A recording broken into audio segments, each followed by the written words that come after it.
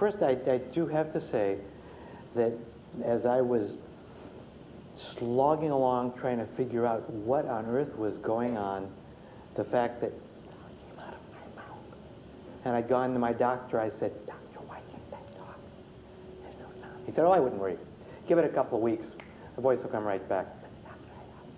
So 2 weeks later, I came back and said, "Doctor, it's 2 weeks, I still can't talk." He said, "Could be a month." But again, I wouldn't worry. Voice will come back. That nerve is in shock. And after a month, I said, "Doctor, it's a month, I still can't talk. What do I do?" All I had was that whisper. He said, "I said a month, but it could actually be 2 months." But again, I wouldn't worry. You wouldn't worry? No. So after 2 months, I said, "Doctor, now it's 2 months, I still can't talk." And he looked at his calendar and said, "Do you realize it's been 2 months since surgery?" "Yeah, that's what I'm telling you." He said, "But if it's 2 months, this is permanent. You won't be able to speak. I hope this doesn't affect your work." So that began the journey for me. But if you had told me that someday I would actually be able to tell that story, and I would tell that story in both a written form and an oral form, I wouldn't have believed it. It's still a surprise to me. Life is full of surprises. But it was a long, long journey. And those of you who read my book, it has life lessons in it that I learned and tried to convey the best I could. Lessons about humility, about listening, and about letting go. And those are 3 hard lessons to learn. Does that resonate, make sense with you as I talk? I mean, that's what I tried to convey in writing it. But what you might not realize is I had to learn those lessons all over again in writing the book. That's how I know they're good lessons. And sad as it may be and hard as it may be, there's some lessons in life we learn over again, and listening, humility, and letting go are ones I've had to learn. So let me tell you how that came to be. Just before the book came out, I'll do the before and then the after. Before the book came out, I had been making CDs of stories, and I sent a bunch of them to different places around the world, including a writer at Washington Post by the name of Michael Durda, who writes a column in Book World.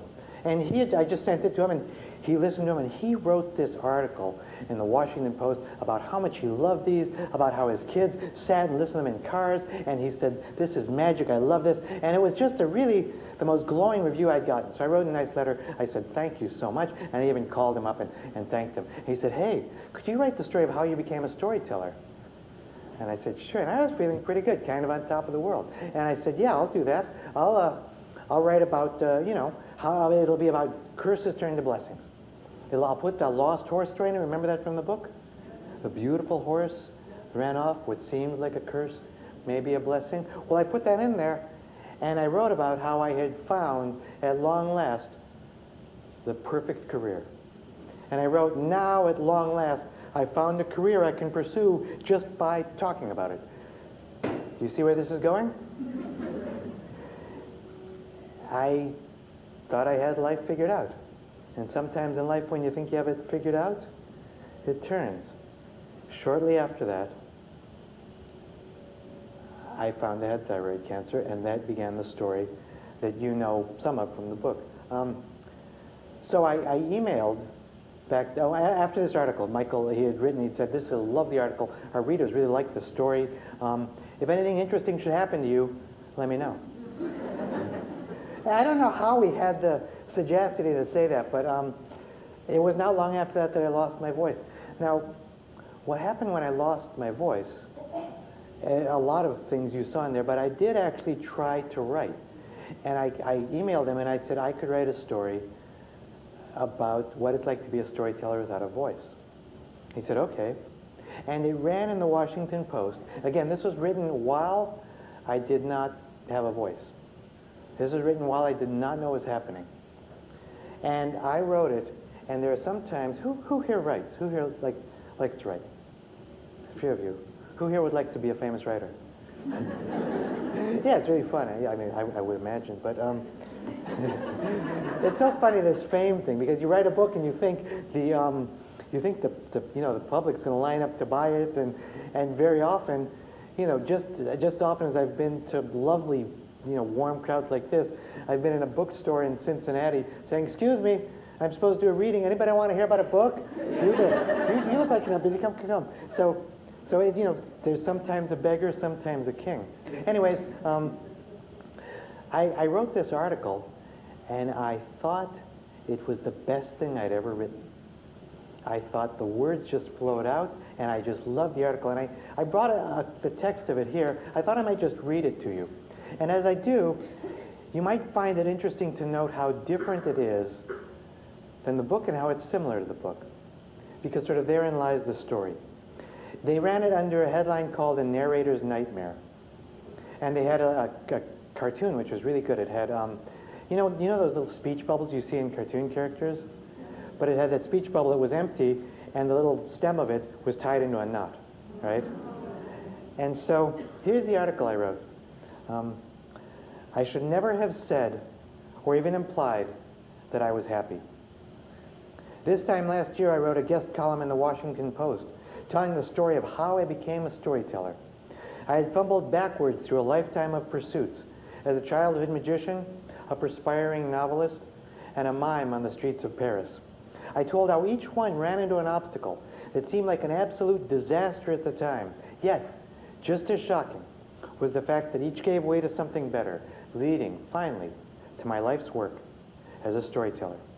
I had reached one of those delightful times in life when I could look back and see how everything made sense. Everything fit together. In exuberance, I wrote, "At long last, I have found a career I can pursue just by talking about it."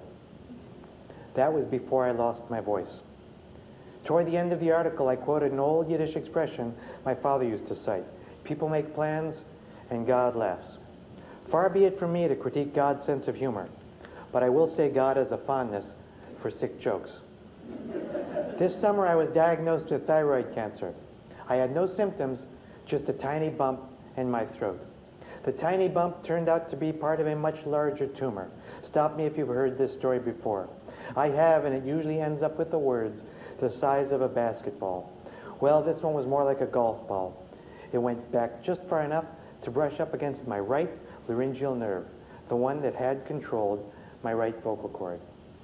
When I awoke from surgery and tried to speak, my voice was not there. It is a very unnerving thing to open your mouth, the mouth that you've used all your life, and not have sound come out. I'd had nightmares like this, and this was one of them. What I got out of my mouth after some struggle was not my voice. It was the voice of Mike Weinstein. You may not know Mike Weinstein, at least by that name, but you know him nonetheless. He is the guy whose voice cracked when he was 13. Actually, it more than cracked. It broke, snapped in two. To make matters worse, those of us in the sanctuary found this hilarious. But of course, we tried not to laugh. It happened smack dab in the middle of his bar mitzvah while I was reading his Torah portion. Nothing is quite so funny as a room full of people trying not to laugh. Well, nothing except seeing the rabbi trying not to laugh when he saw us trying not to laugh. The whole thing escalated into a crescendo of non-laughter until the rabbi, with tears in his eyes, suddenly suffered an embolism. Gewalt. So you see, it works the other way too. God makes plans, and people laugh. But I wasn't laughing. I couldn't. What came out when I tried sounded more like the bark of a seal. Other than that, silence. Over the next several months, there was good news and bad news. The good news? The cancer appeared to be gone. The bad news? My voice went with it. Those who lived through a medical story knows what comes next. The parade of specialists. You also know that the name of the parade is misleading, for it is not the specialists who are on parade. It's you.